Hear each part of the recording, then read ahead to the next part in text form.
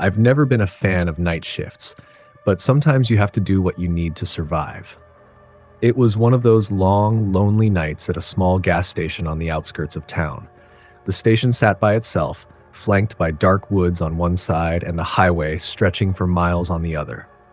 The neon lights flickered in the distance, making the place look even more desolate than it already was.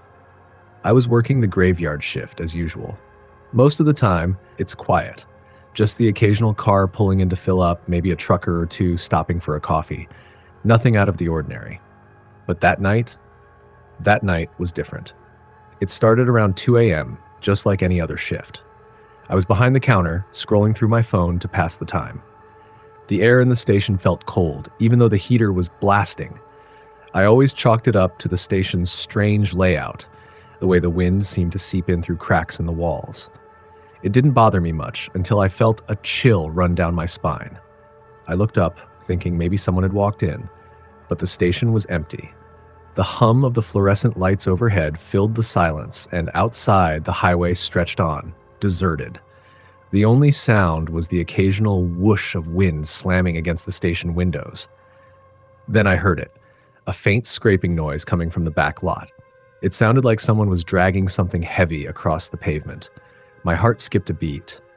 I figured it was just another trucker pulling in, maybe unloading some equipment. But the noise wasn't coming from a vehicle. It was something else. Something strange. I stood up, instinctively locking the door behind the counter. The feeling of unease gnawed at me, but I didn't want to be that person who freaked out over nothing. I pushed myself to go check, telling myself I was just imagining things. When I stepped out of the station, the cold air hit me like a slap in the face. The night felt too still, too quiet, like the world was holding its breath. I looked toward the back lot where the sound had come from. It was dark back there, the only light from the dim glow of the gas station's overhead bulbs. Nothing seemed out of place at first, but then I saw it.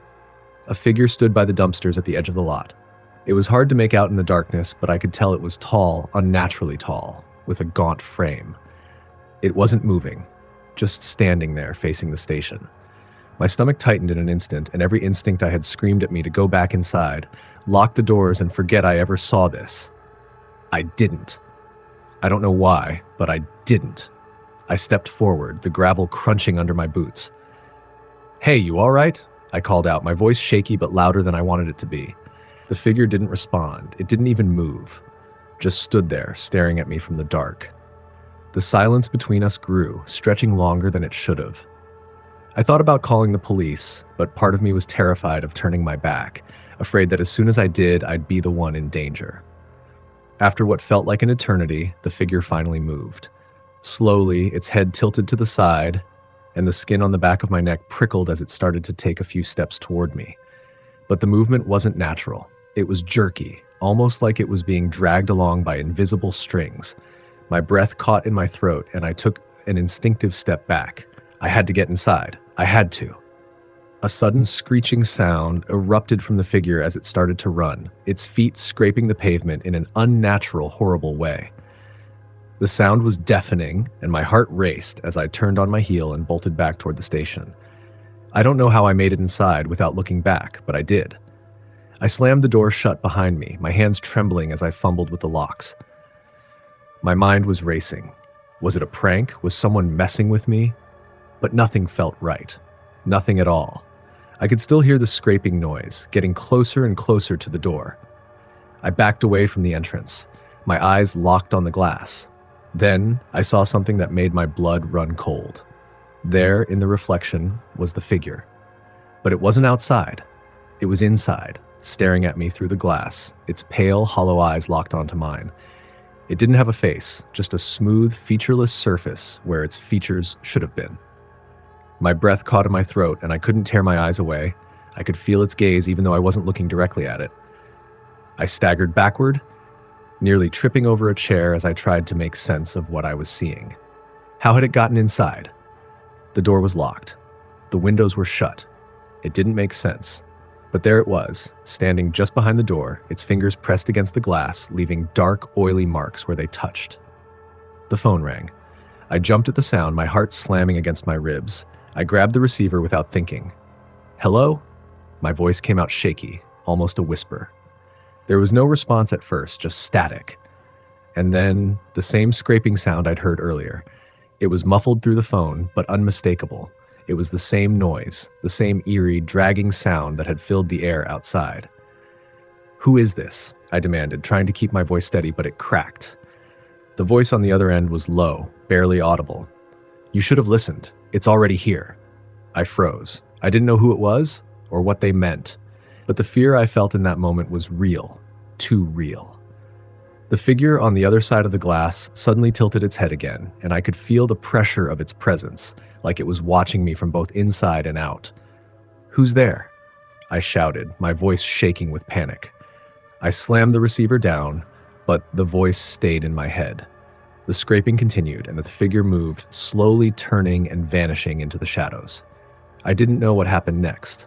The next few hours were a blur of terror, like I was caught in some sort of nightmare I couldn't wake up from. It wasn't until my relief showed up at 6 a.m. that I managed to get out of the station.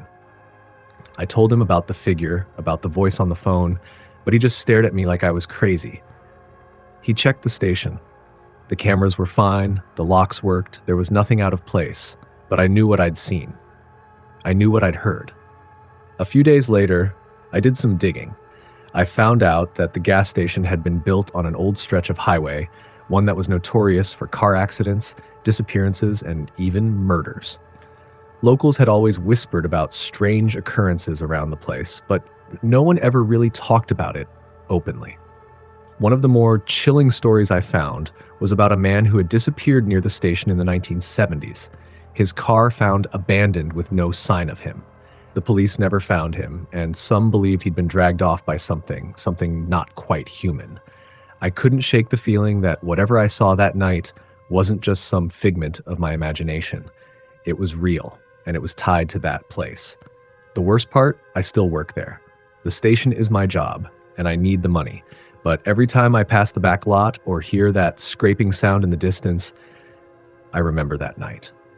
I remember the way it stared at me with empty eyes. And sometimes when the wind howls just right, I swear I can still hear the dragging noise, faint but unmistakable. It's not gone, it's still out there, waiting. Next story. I'll never forget that night. It started off like any other trip, just a regular drive home from a weekend getaway. I was alone, driving down a stretch of highway in rural Texas, the kind of place where gas stations are few and far between.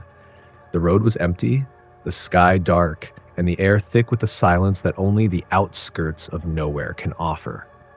My car's gas gauge was hovering near empty, and the next town was still at least 30 miles away, so I decided to stop at the next station I saw.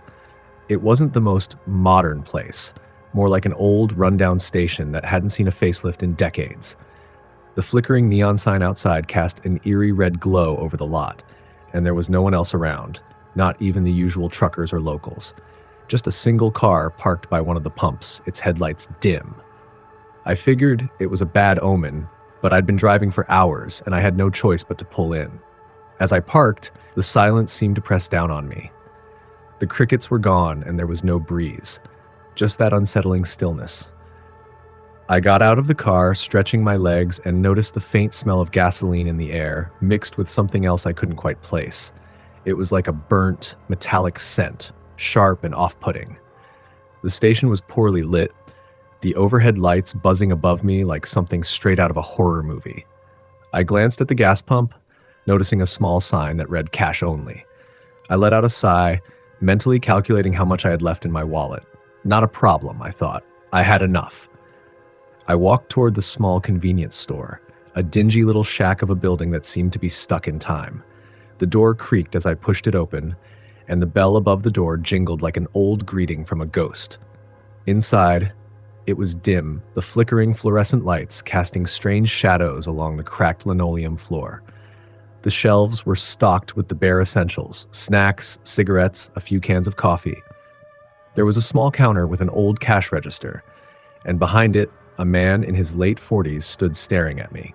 He was unshaven, wearing a stained plaid shirt, and his eyes seemed dull, lifeless. He didn't say a word at first, just stared, his hands resting on the counter. I approached cautiously. unsure whether to say something or just get my gas and go. "Hi," I said, forcing a smile. "I need to fill up and I'll pay cash." He nodded slowly, but his expression didn't change. It was almost as if he hadn't heard me. There was a long, awkward silence between us. I stood there, waiting for him to respond, but he didn't. His gaze was unwavering, as though he was looking right through me. Finally, after what felt like an eternity, he pointed to the door. "Go pump," he muttered in a raspy voice. I turned to leave, but just as I reached for the door handle, something caught my eye. Near the back of the store, there was a small wooden door that led into what appeared to be a storage room. And in the corner of that room, I could just make out the shape of something, or someone. I froze, staring at the figure for a moment. It was too still, too unnatural. I looked back at the man behind the counter. His eyes were fixed on me, but he didn't seem to acknowledge what I had seen. I shook my head, trying to dismiss the thought, and stepped outside. I walked toward the gas pump, trying to shake off the unease that had settled over me. As I started pumping the gas, I noticed the car that had been parked near the pumps earlier was gone. The lot was still empty, and the only sound was the hiss of gas flowing into my tank. But then, from the corner of my eye, I saw something moving. A shadow, a figure darting across the parking lot. My heart skipped a beat. I looked up, expecting to see someone walking toward me, but there was no one there. I told myself it was just my imagination, maybe a raccoon or something. But then I heard it. A voice. "Help me." The voice was faint, almost a whisper. I glanced around the empty lot, my heart pounding in my chest. The voice had come from behind the building, from the direction of the small storage room. I froze, not sure if I had really heard it or if I was just imagining things. I stood there for a moment, the gas pump still hissing in my ear. "Help me," the voice repeated, louder this time. I didn't hesitate. I dropped the nozzle and ran toward the back of the store. I rounded the corner, my footsteps echoing in the stillness, and stopped dead in my tracks. There, standing just inside the door to the storage room, was a figure, a woman. She was thin, pale, with long, unkempt hair that hung in front of her face. Her clothes were torn, and her arms were covered in what looked like dark stains. Her eyes were wide, and she stared at me, not blinking. There was something wrong about her, something unnatural. She didn't move, didn't speak, just stood there, as if waiting for me. I opened my mouth to ask if she needed help, but before I could, the door to the store swung open behind me. The man from the counter appeared, his face twisted in a grimace, his eyes no longer dull but cold and menacing. "You shouldn't be here," he growled, his voice low and dangerous. I turned to look at him, my heart racing. I was trapped between the store and the woman in the storage room. I took a step back, my eyes darting between them. The man took another step forward, his hands clenched into fists. "You should have just gotten your gas and left," he said, his voice rising. "Now you're going to be part of the story?" My mind raced as I tried to figure out what was going on. The woman, the man, they weren't normal. This was no ordinary gas station. Suddenly, I heard the woman speak again. "They won't let you leave. They never let anyone leave." I turned back to her, trying to understand what she meant. But before I could respond, the man lunged at me. I stumbled backward, heart hammering in my chest, and collided with the wall. The woman started moving then, walking toward me with a slow, deliberate pace. Her eyes never left mine, and she started whispering something, too soft for me to understand. I couldn't breathe, couldn't think, as the man reached for me, his hands cold and clammy. Then, just as he grabbed my arm, a loud crash echoed through the parking lot. I spun around, my breath catching in my throat. A large, rusted pickup truck had barreled onto the lot, screeching to a halt near the pumps. The engine roared, and the man released me, his attention now focused on the new arrival. I took my chance and bolted. I ran back toward my car, my feet stumbling over the gravel. I didn't look back. I didn't care what was happening. I just had to get out of there. I fumbled for my keys, shaking in panic, and slammed the car door shut. I didn't even bother to put my seatbelt on. I just started the engine and drove, tearing down the road without a second thought. I didn't stop until I reached the next town. My hands were trembling and my heart was still pounding in my chest. I pulled into the first gas station I saw, my mind spinning with what had just happened. I rushed inside and told the attendant what I had seen, but when I described the gas station, the woman and the man, They just looked at me, confused. There was no gas station on that stretch of road, not for miles. I don't know what I saw that night, but I know one thing for sure. I'll never stop at a lonely old gas station again. Next story. I still remember that night like it was yesterday. It's been years, but I can still see everything so clearly, the memory etched in my mind like a scar that won't heal. I don't talk about it much. In fact, I've only told a few people, and they look at me like I've lost my mind. I guess if you haven't experienced it, it's hard to understand, but I know what I saw, what happened to me. And sometimes I think it's still out there, waiting. It was late, around 2:30 a.m., maybe a little later. I had been driving for hours, heading home after a trip to visit my family across state lines. The roads were empty, just me and the occasional trucker passing by. I had long passed any towns or exits with signs of life. The dark highway stretched on, endless and uninviting, a black ribbon cutting through the wilderness. I wasn't worried. I've driven at night countless times, and I know the drill. But I wasn't prepared for what was coming. My car was low on gas, and the fuel gauge had been inching closer to empty for the last 50 miles. That's when I saw it. A gas station on the side of the road, barely lit by a few dim overhead lights. At first, I thought I had imagined it. No way there could be a gas station out here, in the middle of nowhere, right? But as I got closer, it became undeniable. The faded sign above the pumps read Riley's Gas and Go. It was a small, rundown place, almost like something you'd see in a forgotten movie. But it had gas, and I had no choice. I pulled in, the gravel crunching under my tires. The place was quiet, too quiet. There wasn't a soul in sight, not even a car. The lights above the pumps flickered intermittently, casting strange shadows over the place. I shut off the engine and stepped out of the car, feeling the chill in the air. The wind had picked up, and the night felt colder than it had when I first pulled onto the road. I was nervous, but I've never been one to let fear get the better of me. I approached the first pump and noticed that the little box with the pay screen was covered in grime, like no one had used it in ages. I tried tapping the screen. Nothing. Great, I thought. A broken pay machine in the middle of nowhere. But then, from the corner of my eye, I saw movement. At first, I thought it was a shadow, or maybe just a trick of the light. But no. A figure emerged from the darkness near the entrance to the small convenience store attached to the station. It was a man, tall and hunched, wearing a faded uniform. He had an old red cap on, and his face was hidden in shadow. He didn't look normal. His movements were too slow, too deliberate. I froze, unsure of what to do. He didn't speak. He just stood there, watching me. Excuse me, I called out, my voice trembling a little more than I'd like to admit. I need to fill up. He didn't respond. He just kept watching, his head slightly cocked to one side, like he was sizing me up. A cold shiver ran down my spine, but I forced myself to approach the pump. I tried to act like everything was fine, like I was just another customer at a regular gas station. I fumbled with the nozzle, but as I reached to pull it from its holder, the man moved closer. Slowly. Methodically. The air around me grew heavier, the silence more oppressive. "Can I help you with that?" His voice rasped, startling me. It was deep and hoarse, as though he hadn't spoken in years. I turned to face him, and that's when I saw it. His face. It was pale, almost sickly white, like the skin had been stretched too thin over his skull. His eyes were wide, unsettlingly wide, almost too large for his face, and they glinted in the dim light. There was no warmth in them, no kindness, just cold, empty voids. No, I'm fine," I stammered, stepping back. He didn't seem to care. He just stared, his mouth twitching as if he was about to speak again. But then, without warning, his expression changed. His lips curled into a twisted smile, one that didn't match his eyes. It was the kind of smile that made your stomach churn, like he knew something you didn't.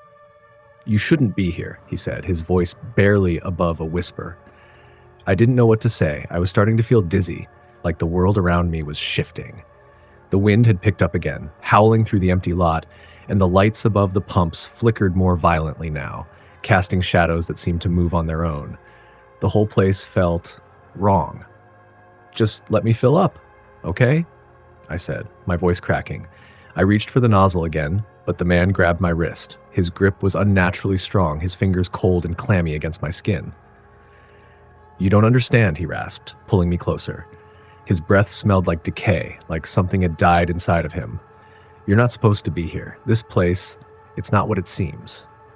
Before I could react, the lights above the pumps went out entirely. The world around me was plunged into darkness. The only sound was the howling wind and my heart racing in my chest. My breath came in short gasps as I tried to free myself from his grip, but it was like he was made of stone. "Help!" I screamed, but my voice seemed to vanish into the night. There was no one here, no one to hear me. And then, just as suddenly as it had all started, the man released me. He stepped back, his face once again shrouded in shadow. "You're too late," he whispered, and I felt the coldness of his words seep into my bones. "You shouldn't have come." I didn't wait another second. I ran, stumbling through the gravel toward my car. I could hear his footsteps behind me, slow and deliberate, but I didn't dare look back. I threw open the door and slammed it shut. The engine roared to life, and I sped away, tires screeching against the pavement.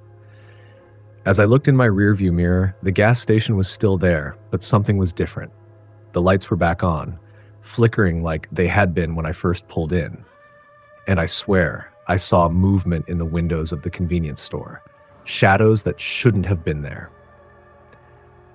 I don't know how long I drove after that. It felt like hours, but it was probably just a few minutes. I was shaking, unable to clear the image of that man's face from my mind. I couldn't get it out of my head, that smile, those eyes. And then, in the distance, I saw it. Another gas station. This one had all the usual signs, clean lights, and a welcoming sign out front. A real station. A real stop. I couldn't believe it.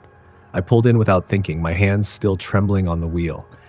The attendant there was a young woman, cheerful, normal, like someone you'd expect to find working at a gas station at 3 a.m. She smiled as I approached, her voice light and friendly. "You okay, sir? You look a little shaken." I tried to smile, but it felt like a lie. "Yeah, just a little tired." "Well, let me know if you need anything," she said, walking back into the small store. As I started pumping my gas, I glanced around, still feeling uneasy, but nothing seemed out of place. No strange figures, no eerie silence, just the hum of the station and the distant sound of traffic on the highway. I paid, got back in my car, and drove off, trying to put the whole thing behind me. But as I turned the corner, I caught a glimpse of something in my rearview mirror. Riley's Gas and Go. The lights were still on, flickering, and that man, that figure, stood outside, watching me drive away. I know I wasn't imagining it. That place, that gas station, it wasn't just some weird, isolated stop in the middle of nowhere. It was something else, something dark. And I'm pretty sure that man is still out there, waiting for someone else who's too tired, too desperate to notice the signs. Next story. I should have known better. I should have just kept driving and ignored that dark gas station on the edge of the highway, but I didn't. I needed fuel, and it was the only one for miles. It was almost midnight. The road stretched on forever, and I had been driving for hours without a single town or exit in sight. I was heading through a rural part of the state, somewhere far off the beaten path. The landscape was wild and untamed, a patchwork of trees and rolling hills with no signs of civilization except for the highway. The headlights of my car cut through the darkness, and the silence was only broken by the hum of the engine and the occasional gust of wind. That's when I saw it. A gas station that seemed to materialize out of nowhere. It wasn't even on the side of the road I was driving on. It was tucked away behind a small, crumbling sign that was barely visible in the dark, but it was there. The faded blue neon lights buzzed above the pumps, giving it a sickly, unnatural glow. I hesitated. I glanced at the fuel gauge. Empty. I had no choice but to stop. I turned off the engine and pulled in, my tires crunching against the gravel of the deserted lot. The station was old, run down. There were no cars, no other customers. Just me, alone in the eerie glow. I stepped out of the car and felt the chill of the night air seep into my bones. It wasn't just cold, it was unnatural. The wind seemed to whisper as it passed through the trees behind the station, like something was moving in the shadows. I shook it off and walked toward the pump. The moment I touched the nozzle, I heard footsteps behind me. Soft, almost imperceptible. I turned around, and there was a man standing near the door of the small convenience store attached to the station. He was tall, with dark hair, dressed in a dirty, faded work uniform, and a name tag that read, Mark. He looked like he belonged, but something about him seemed off. He had a strange, hollow look in his eyes, like he hadn't seen daylight in years.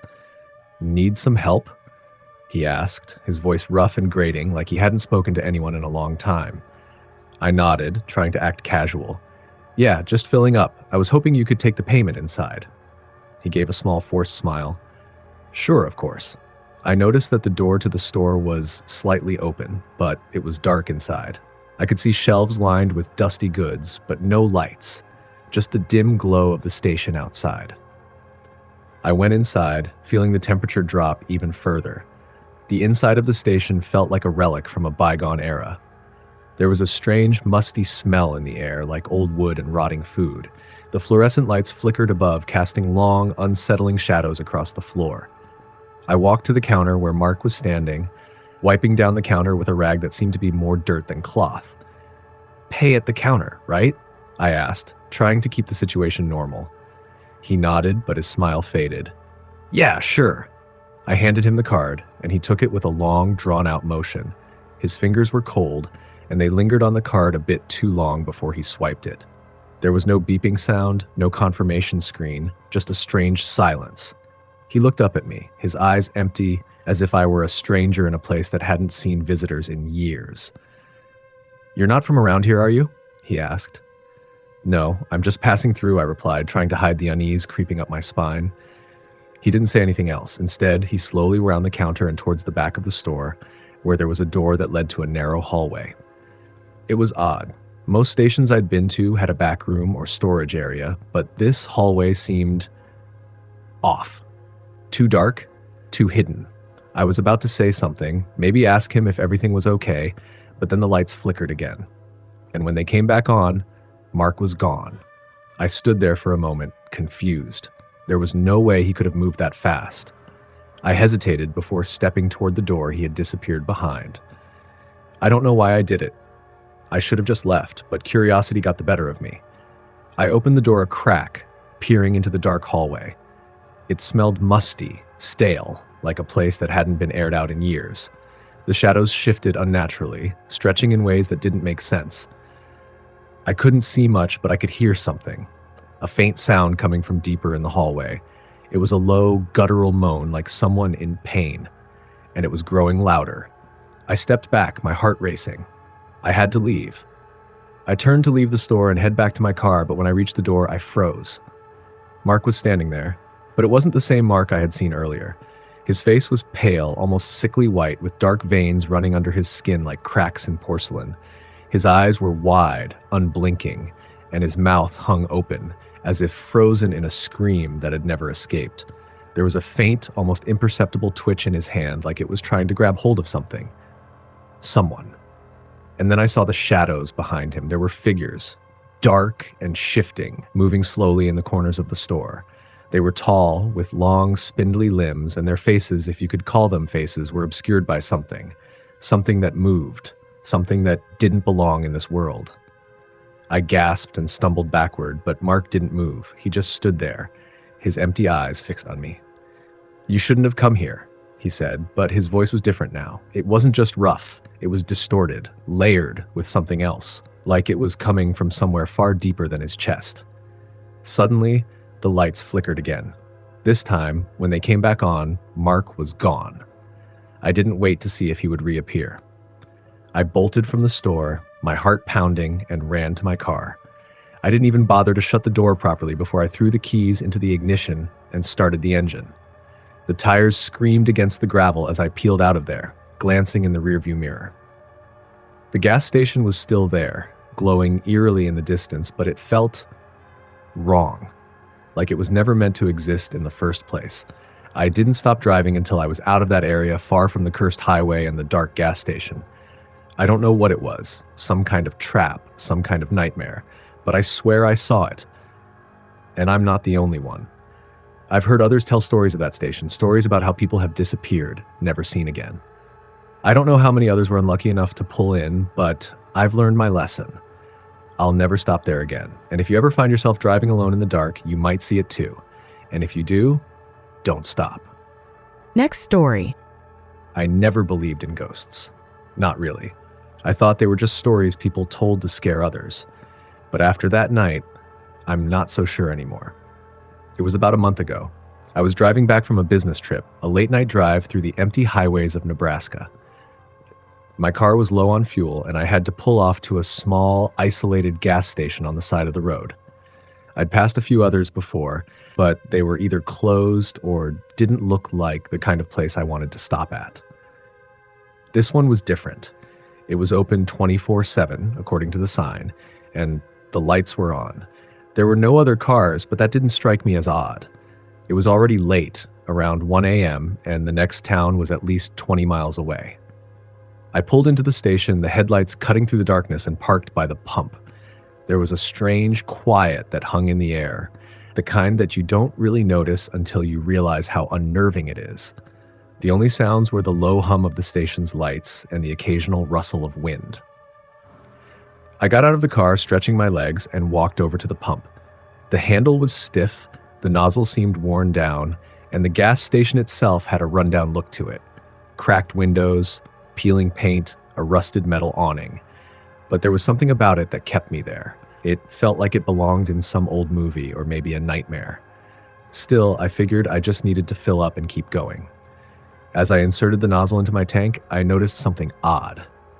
The station wasn't playing the usual background music like most gas stations. There was no sound at all, not even the usual hum of an air conditioner or a buzzing speaker. It was just silence. I looked around, noticing the dusty windows of the store. The door was ajar, and there was a faint light spilling from inside. I debated going in to grab a drink or snack, but figured it wasn't worth it. Still, curiosity got the best of me, and I walked toward the entrance. Inside, it was dim and strangely cold. The store wasn't much more than a small room with a few shelves, a counter, and an old cash register. But what caught my attention was the figure standing behind the counter. He was an older man, probably in his 60s, dressed in a faded red shirt and jeans. His face was lined with age, and his eyes were dark, almost hollow, like he hadn't slept in days. He was staring at me, unmoving, his hands resting on the counter. I waved awkwardly, unsure if I should greet him. He didn't respond. I glanced around, trying to figure out what to do. The shelves were stocked with snacks and some old canned goods, but there was something off about the whole setup. It felt like everything was frozen in time. Are you open?" I finally asked, my voice sounding louder than I intended in the stillness of the store. The man didn't blink. He just nodded slowly, his eyes still locked onto mine. I felt a chill run down my spine, but I couldn't tell if it was just the air conditioning or something else. "I'll just pay for the gas," I said, turning to leave. But as I reached for the door, something caught my eye. Behind the counter, near a small shelf of old magazines, I saw a faded photograph. It was of a gas station, much like the one I was standing in, but there was something strange about it. The building was newer, better maintained, and it looked like it had been taken years ago. But what made me pause was the people in the photograph. A group of them, all wearing the same red shirts as the man behind the counter. They were all smiling, posing in front of the station. It looked like a family photo, a snapshot of happy memories. But there was one thing that stood out, a woman in the front, a young woman smiling brightly, but her eyes were dark, hollow. I couldn't look away. Something was wrong with the photo, but I couldn't quite put my finger on it. "Hey, is that you?" I asked, pointing to the picture. The man didn't respond, but he shifted slightly, leaning forward. His eyes never left mine. "Is everything okay here?" I asked, my voice wavering now. There was no reply, but I could feel the tension building in the air. It was as if the temperature had dropped several degrees. I wasn't sure if I was imagining it, but the silence seemed to be growing thicker, suffocating. Just then, I heard a sound behind me, a scraping noise, like something dragging across the floor. I turned around quickly, but there was no one there. My heart raced. My instincts screamed for me to leave, but my legs felt like they were rooted to the ground. I glanced back at the man behind the counter, who hadn't moved an inch, but then his mouth twitched, just barely. It wasn't a smile, it was something darker, something unsettling. "Leave," he whispered, his voice barely audible, "before they come." The hairs on the back of my neck stood up, and I instinctively took a step back. Who's coming?" I asked, my voice trembling, but before he could answer, the lights in the store flickered once, twice, then they went out completely. For a moment, I was plunged into total darkness. I froze, panic rising in my chest. The air was thick, suffocating. I reached for the door, but my hand was shaking so much that I couldn't grasp the handle. Then, from the corner of my eye, I saw movement. It was just a flash, but I saw it, a figure, a shape, tall and thin, moving slowly from the back of the store. I whipped around, my heart pounding. The figure was coming toward me. I couldn't make out any details, but I could feel it. I could feel its presence, cold and menacing. The man behind the counter spoke again, his voice almost inaudible. "You shouldn't have come here." I didn't think. I turned and bolted out of the door, sprinting toward my car. I could hear footsteps behind me, slow and deliberate, but I didn't dare look back. I slammed the car door shut and started the engine without hesitation. My hands were shaking as I put the car into gear, and I peeled out of the lot, not stopping until I reached the next town. I never stopped to check if the gas station was still there when I passed it. I didn't want to. But every time I think back on that night, I can still feel the weight of the silence, the cold presence that lingered in that store. To this day, I'm not sure what I saw, whether it was just my mind playing tricks on me or something darker. But there's one thing I know for sure. I'll never pull off to a lonely gas station in the middle of nowhere again. Next story. I've always been a night owl. It's a curse, really. Most people try to sleep when the world is quiet, but I find peace in the darkness. That's why I ended up working the night shift at a small, rundown gas station. The station was located on the edge of town, far enough out that it barely saw traffic. But that's exactly what I liked about it. No rush, no constant stream of customers. Just me and the quiet. But one night, that quiet was shattered. I remember it like it was yesterday. The night started off like any other. I was sitting behind the counter, my feet propped up on the shelf, trying to pass the time by reading an old magazine I'd found in the break room. The station was completely dead. No cars, no customers, just me and the sound of the wind howling outside. Then, just as I was about to lose myself in another story, I heard it. The distinct sound of tires crunching over gravel. Someone was pulling in. It wasn't unusual, but something about it felt off. I looked up from my magazine, glancing out the window. A single car, an old beat-up sedan, pulled up to one of the pumps. It was strange because I hadn't seen any other vehicles for miles, and the car looked like it had been abandoned for years. The paint was faded, the windows cracked, and the headlights flickered as though the car might die any second. But what made my skin crawl wasn't the car itself, it was the man behind the wheel. He was just sitting there, staring at the pump. His head tilted forward, like he was either asleep or trying to avoid looking at something. I don't know why, but I couldn't look away. It was as if he was waiting for something. After what seemed like an eternity, he finally opened the door and stepped out. His movements were slow and stiff, like he had trouble standing. He wore a dark coat, the collar turned up, and a hat pulled low over his face. I couldn't make out his features, but something about the way he moved sent a wave of unease through me.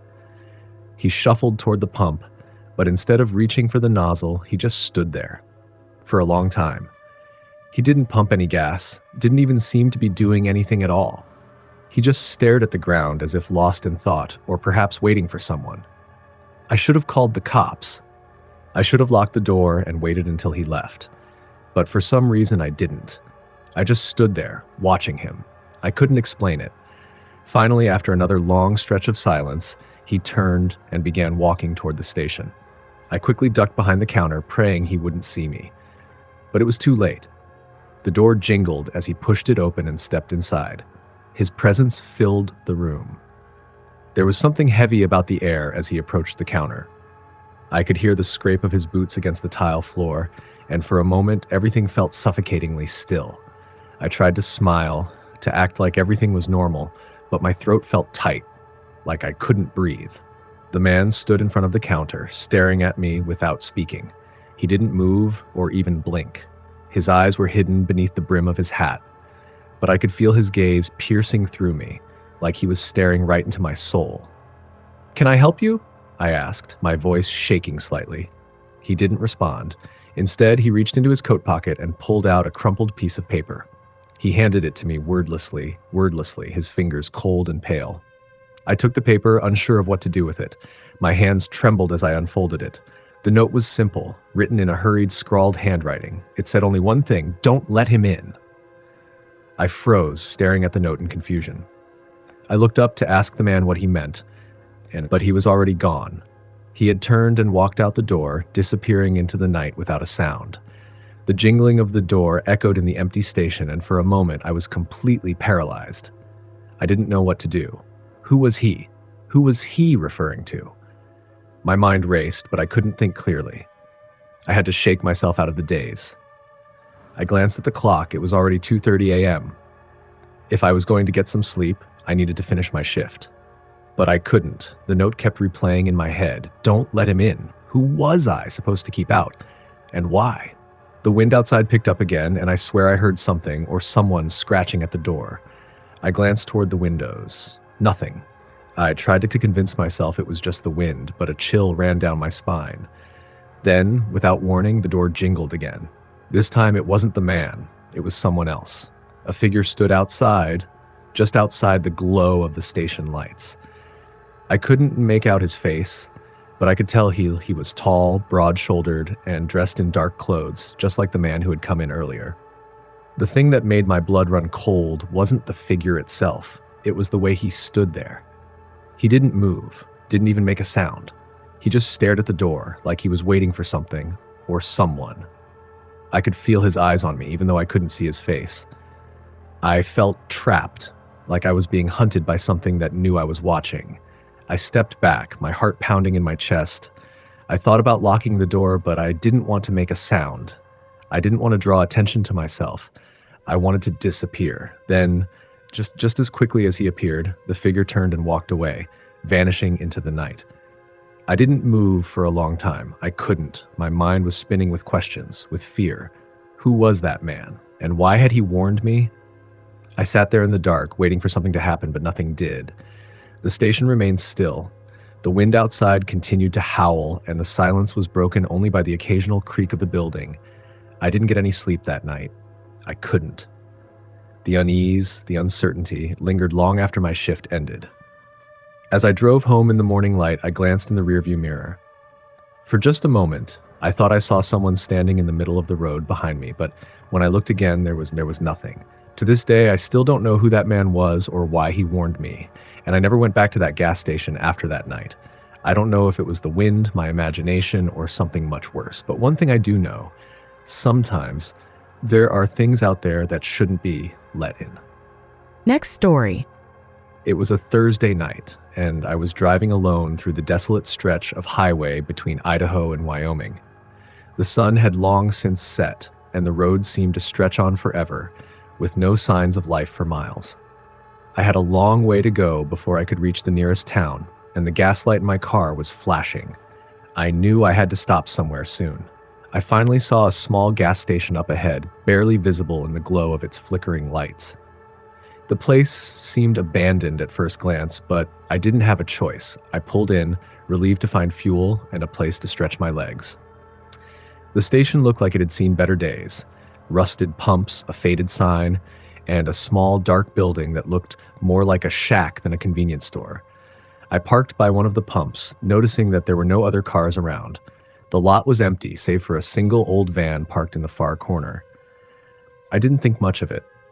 The place had that eerie, quiet feel, but I was tired and just wanted to fill up and move on. As I stepped out of the car, I heard the soft wind rustling through the trees nearby and the occasional distant sound of something scraping across the gravel. I walked to the pump, pulling the nozzle out.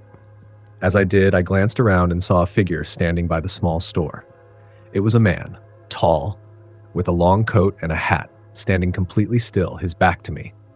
He didn't seem to be doing anything, just staring at the dark sky. I shrugged it off as just another traveler who stopped at the same gas station. I tried not to think too much about it, but the longer I looked at him, the more uneasy I felt.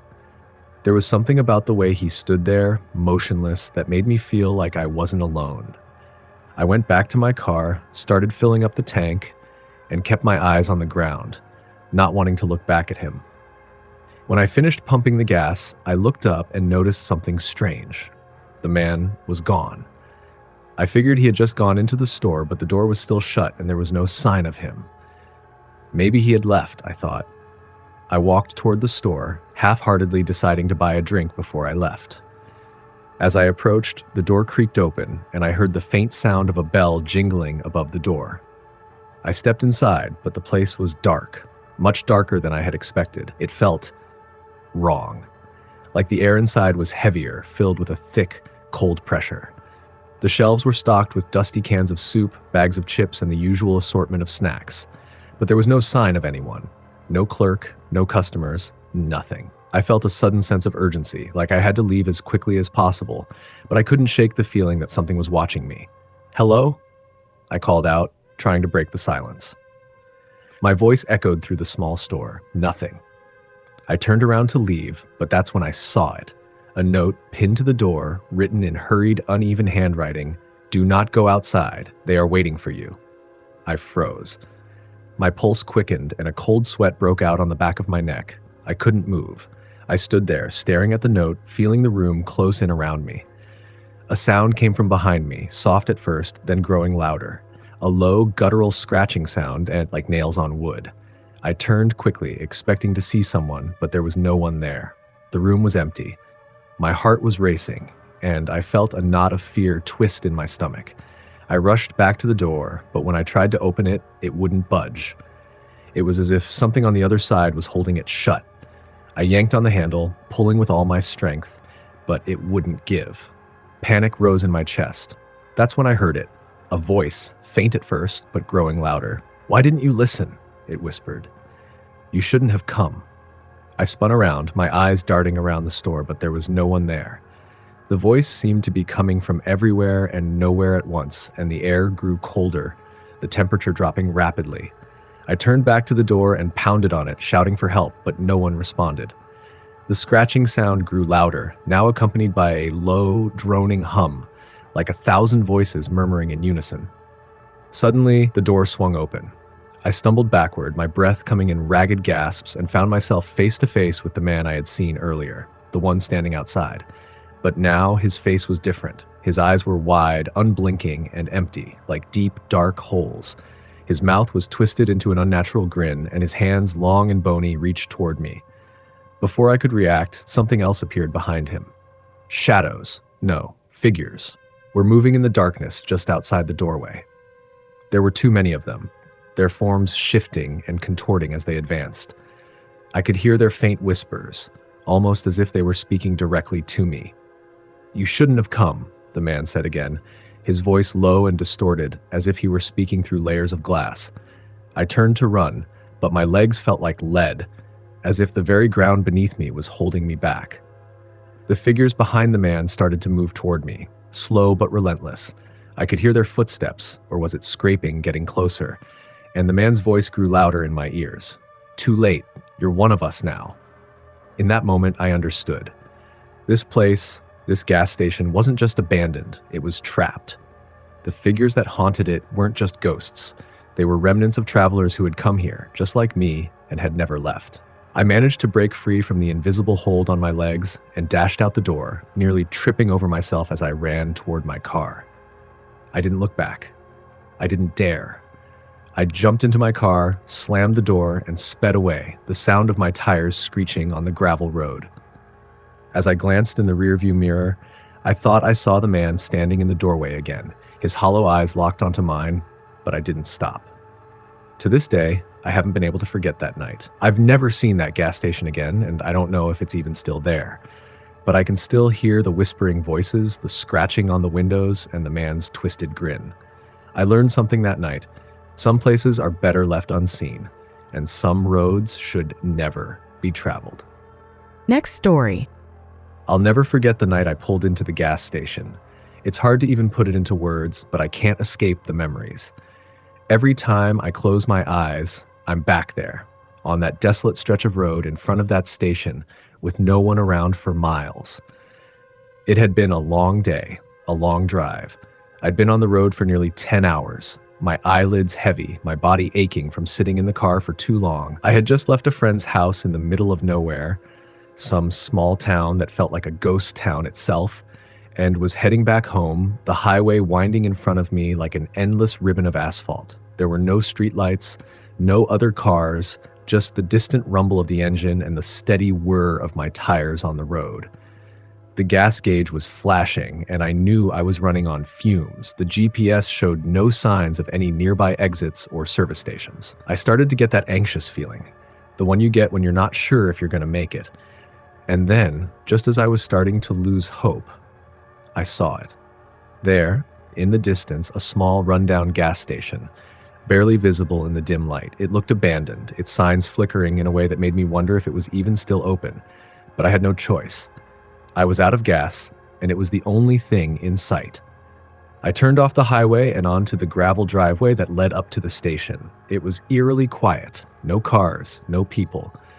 The kind of place that would make most people feel uneasy, but I was just too tired to care. I pulled up to one of the pumps, cut the engine, and got out of the car. The air was cold, the wind whipping around, sending a chill down my spine. I walked over to the pump, my footsteps crunching in the gravel. The flickering lights above the station were the only source of light. I noticed that the convenience store attached to the gas station had its lights on, though the windows were covered with yellowing paper, and the door was cracked open just enough for me to see a faint glow inside. I walked toward the door of the store, unsure of whether I was about to step into something normal or something out of a nightmare. The door creaked open as I pushed it, and I stepped inside. The smell hit me first. Dust, stale air, and something else I couldn't quite place. Something rotten. The store was old, cluttered with outdated magazines and cans of food that had long since passed their expiration dates. The shelves were covered in thick layers of dust, and the fluorescent lights flickered overhead, casting shadows that seemed to move of their own accord. "Hello?" I called out, my voice feeling small in the empty space. No answer. I hesitated for a moment before stepping further in. The faint buzzing of the lights was the only sound. The aisles were narrow, packed with forgotten items. There was no sign of any employees or other customers, and the place had a sense of abandonment, even though I could see that someone had clearly been there recently. I approached the counter, hoping to pay for my gas and get back on the road quickly. The counter was empty, but there was a small bell next to a faded cash register. I rang it, more out of instinct than expectation. A few seconds passed, then another. I was about to turn around and leave when I heard a low creak behind me. I spun around. At the far end of the store, a door creaked open, and out stepped an older man. He was tall, gaunt, with a thin, weathered face and hair that had long since turned white. His clothes were worn as though they had been through countless years of wear and tear. He had a strange, unsettling smile on his face, one that didn't quite reach his eyes. "Can I help you, miss?" he asked, his voice raspy like someone who hadn't spoken in a while. I tried to smile, though it felt forced. "Just need to pay for my gas." "Of course," he said, his smile never faltering as he slowly made his way to the counter. "You look tired. It's a long road out there. Get to look. Not many people pass through this way. You're lucky you found us." I felt a chill crawl up my spine at his words. There was something off about the way he said it, like he knew more than he was letting on. But I brushed it aside. I just wanted to pay and leave. I handed him my card, but instead of swiping it, he stared at it for a long moment. His hand trembled slightly. Then he put the card down on the counter and looked back up at me. "You're not from around here, are you?" he asked, his voice quieter now, almost too quiet. I felt a pang of unease. "No, I'm just passing through." He nodded slowly, his smile still stretched across his face. "Most people do. They don't stay long." I wasn't sure what to say to that. The man reached under the counter and pulled out a faded book, flipping through the pages with slow, deliberate motions. He stopped on a page, ran his finger down the list of names, and then nodded again. "You're in luck," he said, finally, still not looking up from the book. "We don't have many visitors, but you'll be safe here." I forced a laugh, trying to shake off the growing sense of dread in the pit of my stomach.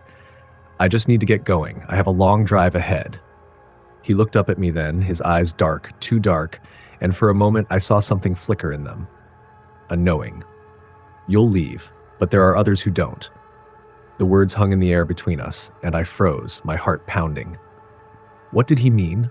I wanted to ask, but my mouth went dry and I couldn't get the words out. He placed my card back on the counter, and his smile grew wider, almost unnaturally so.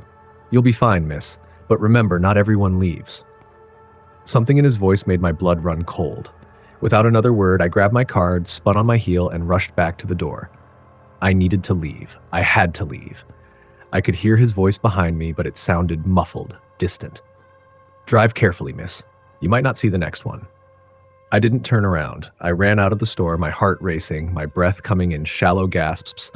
I jumped into my car, slammed the door shut, and sped away without even bothering to check the pump. The station receded into the rearview mirror, the faint glow of its lights fading into the distance. But that's when I noticed something strange. My gas gauge was full. I hadn't even stopped the car long enough to fill the tank. But somehow it was full. I've never stopped at that station again, and I never will. Next story. I'd worked at the old gas station for almost 3 years. It wasn't glamorous, but it paid the bills. The place had been around for decades, standing tall on a quiet stretch of highway that nobody really bothered with unless they were lost or desperate. We didn't get much traffic, mostly a few late-night truckers or the occasional family on a road trip. It was the kind of place where nothing ever happened, and I liked it that way. The small, flickering fluorescent lights and the smell of stale coffee were all I needed. That was until that one night. It was late, probably around 2 a.m. The station was dead quiet, just the occasional hum of the overhead lights and the faint buzz from the refrigerator. I was wiping down the counter, barely awake, when I heard a car pulling into the station. Nothing strange about it at first. A car in the middle of nowhere, just a regular traveler. But then I saw the car. It was an old sedan, dark, almost black, with rust patches running along the sides. The headlights blinked erratically, as if struggling to stay on. The engine sputtered and coughed as it pulled up to one of the pumps. I thought about ignoring it, but I knew better. You don't let cars sit unattended at this hour, especially not out here. I walked outside, the cold wind biting at my face. The car came to a stop with a creak, and the engine died. I could feel the weight of something strange hanging in the air as I approached. The car wasn't normal. There was a sense of wrongness to it. The tires, though old, were all perfectly inflated, and the paint was worn but not in a way that matched the rust. It didn't add up, like something was off. As I reached the driver's side, the door creaked open slowly. I couldn't see anyone inside at first, just the empty, dusty seat. But then a man stepped out, slowly, as though his body didn't want to cooperate with the motion. He was tall, very tall, and his clothes were worn, old-fashioned. His coat, a long dark trench, dragged behind him as he moved, and his hat was low over his eyes, hiding most of his face. I didn't know why, but I felt my heart race the moment he stepped out of the car. Something about him made the hairs on the back of my neck stand up. I've met all kinds of people in this job, but this one was different. "Hey, can I help you?" I asked, trying to keep my voice steady. He didn't respond right away. He just stood there, looking past me into the station like he was waiting for something. I could feel his presence before he even spoke, like an old unspoken weight pressing down on everything.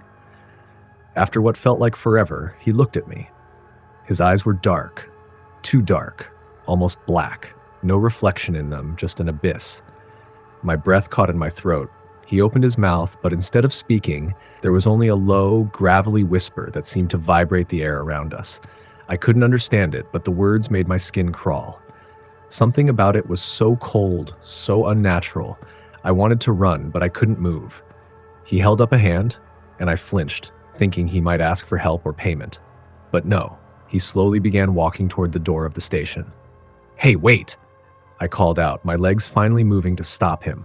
But when I reached the door, he was already inside. It was like he'd walked through the door without opening it. I was frozen for a moment, then I followed. The door swung open and closed behind me, but the station felt different. It was as though the air had thickened, the atmosphere heavy with something I couldn't understand. The lights above flickered violently before buzzing out completely. The only light in the room came from the dim glow of the gas station's signage outside. The man was standing at the counter, staring at the register. He wasn't moving. I should have told him to leave, called for help, done something. But the words got stuck in my throat. It was like I couldn't breathe properly. Suddenly, he spoke again, his voice louder this time, a deep, unsettling whisper. "Tell me, where is she?" The question made my blood run cold. My eyes darted to the register and I stammered, "Where's who? I don't know who you mean."